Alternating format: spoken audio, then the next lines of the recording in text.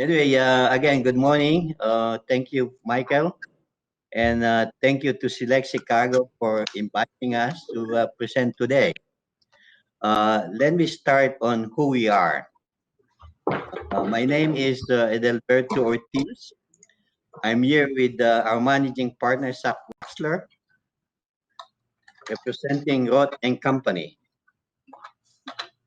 We are an accounting and financial services firm headquartered in Brooklyn, New York. We're here to share our experience of opening Philippines office and utilizing the Philippine workforce as administrative and back office support. Here is a little bit about us. Roth and Company was founded by Mr. Abram Roth in 1978 in Brooklyn, New York. We have slowly expanded over the years to include 4 locations and over 160 skilled specialists. Our newest location is right here in Chicago. I want to talk about the recent merger. In July of last year, Roth and Company merged with my firm, EC Ortiz, now operating as one firm under the Roth and Company name. We saw our partnership as a natural fit for a few important reasons. Both Roth and Company and EC Ortiz take great pride in the impact we have on the communities which we serve. We not only offer premium services to our clients and providing job opportunities, but actively participate in business organizations such as this one. And, and are proud sponsors of many local charities. And as we grow, this continues to be our priority. Both firms has grown reputation for exceptional client relationship. We view ourselves as a partner in our client success and customize our services to help them reach their individualized organizational goals. Finally, we reach both specific expertise and client portfolio that complemented each other. The merger gave Roth and Company a foothold in the Midwest. Together, we can provide our clients with greater depth and range of services. EC Ortiz has a broad experience with governmental agencies, adding new segment of clients to our portfolio. After the merger, the combined firms, together we are now 14 partners, 9 in New York, New Jersey offices, and 5 in the Chicago office. Again, the combined firms currently totaling over 160 team members. We have locations in New York, New Jersey, Illinois, Jerusalem, and of course the Philippines. We're a member of BDO Alliance, which allow us to tap into the alliance resources when our client requires services that are outside our in-house expertise. Services. Taxation. We work with organizations of all kinds, preparing tax strategies, tax returns, and audit support. While we service a broad range of clients, we have extensive experience in real estate, e-commerce, and foreign taxation. Our assurance department works with a slew of clients, both for-profit and not-for-profit, to provide financial statements, compliance support, fiscal and management reporting. We support many healthcare entities, educational institutions, and government agencies. In our advisory group, we have substantial advisory department, which is unique for a firm our size. We are proud of our ability to support our clients whenever they are in their growth cycle. We provide business valuations, projections and forecasting, estate planning, forensic accounting, litigation support, capital and equity funding consulting. Our mission is to move beyond traditional accounting to be able to provide our clients with a full scope of professional services. Today, we have Equinum, our wealth management firm, SMS that helps schools apply for, manage, and maintain government-funded programs, Roth CFO, Roth HR, Roth CMO provides financial, human resources, and marketing services and consulting. And that is a quick glimpse into who Roth is, what we do, and how we do it. I will now pass it over to Sak to take us through our move into the Philippines. Okay, let me give you a little bit of background on our thought process. So when we went and we had conversations with Ed in merging with his firm, to get a foothold in the Midwest, and we kind of connected, although our religion is different, but there's been a lot of similarities and a lot of synergy that we felt would work very, very well. So we started this. We got this merger done, and I've been working with Ed and his partners and his staff, and I've been really, really, really impressed with the quality of the work, the work ethic, and it seemed like it was very, very different than what we're used to in New York, New Jersey. It's just different. Obviously, culturally is a little bit different as well. But so that kind of got me a little bit into a glimpse of the community and of the work ethic and everything else. But as we're often are part of our expansion and part of working on the expansion, I think the biggest challenges accounting firms have is human capital, staffing. If we have more people, we can do more work. I think when you develop a good reputation, the clients come. Clients are always interested. Of course, you need to grow that aspect of it, but you can't commit to a client to that you're going to do certain work if you don't have the staffing. And we were looking for opportunities where we can expand some of that. Several years ago, I started the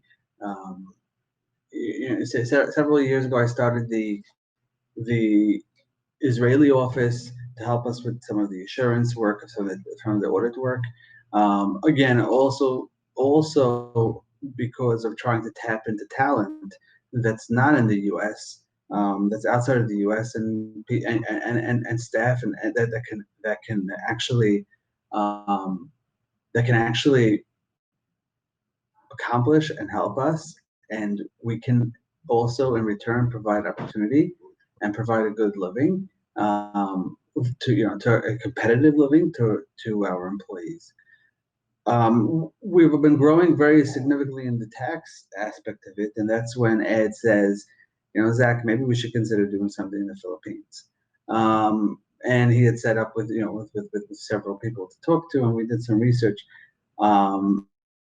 Unfortunately for the pandemic, things have been going a little bit slower. I haven't had the opportunity to go there and work on things firsthand. But we decided mid-December to kind of pull the trigger and get something started, even though we can't be there and even though it's going to be done remotely.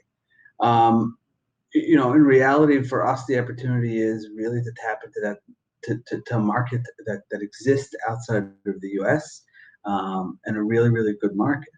And I think that we can, with the Philippines, and that's what we're learning as we're learning this process and as we're hiring.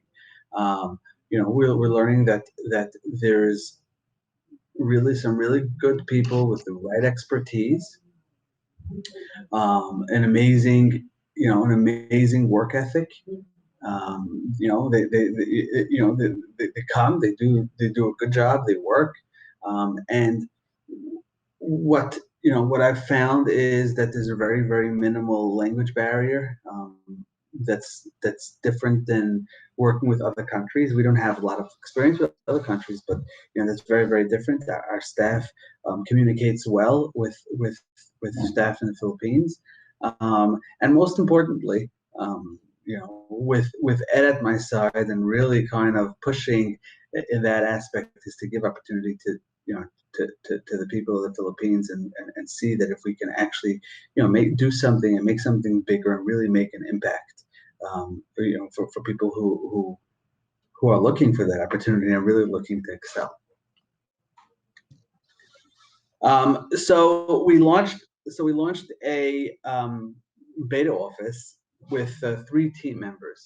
It's just really small, so we can go through the process of training, understand the fit, understanding if we can actually find the right people. But in reality, this year we want to have at least 5 team members, starting working with us full time. I put the goal of 15 team members in 2025, but in all reality, I think the goal of 2025 could be a lot more than that. What I find is, start slow and steady, get that infrastructure set, get that, those key personnel in there and the staffing set, and I think we can just, move ahead straight forward. And I'm really am hoping for a lot more than 15 team members by 2025. It's exciting. It's exciting because sometimes, going on a new venture, and this is a new venture, anyone that does that, it's somewhat of a new venture. And going on a new venture is sometimes very, very expensive in terms of an investment. But the investment over here is not so expensive. It's not difficult to get into it. Of course, it costs money, but obviously we all want to invest in our businesses. But it's not something that should really make people hesitate and think too long into it, and worry about that. Yes, it does take time, but if you're not going to invest time and you're not going to invest some resources and some money, you're not going to be successful anywhere. So I'm really, really, really, really excited about this, and I'm really hoping that we're going to be able to make an impact and everyone be successful, everyone involved. If there's anybody has any specific questions, I can address that. Yeah, if I may, I'd like to bring in Nick Bautista, our special trade representative in New York, who might want to say a few words because I think he was instrumental in facilitating the opening of the Philippine office of Roth & Company in the Philippines. Nick? Thank you, Consul. Thank you, Consul Ryan. And good afternoon to everyone. Yes, my name is Nick Bautista, and I'm the Special Trade Representative of the Philippine government. I'm based here in New York, and I'm covering parts of the East Coast, principally focusing on the tri-state area, New York, New Jersey, and Connecticut. And I'm also covering parts of the Midwest, focusing on Chicago and the other areas. I'm handling and I head the Philippine Trade and Investment Center, working out of the Philippine Consulate General here in New York, and I handle principally the economic interaction between my country and the United States, focusing on trade and investment promotion. And together with BOI Governor Angie Cayas, we're here to answer any related questions on doing business with the Philippines. Thank you.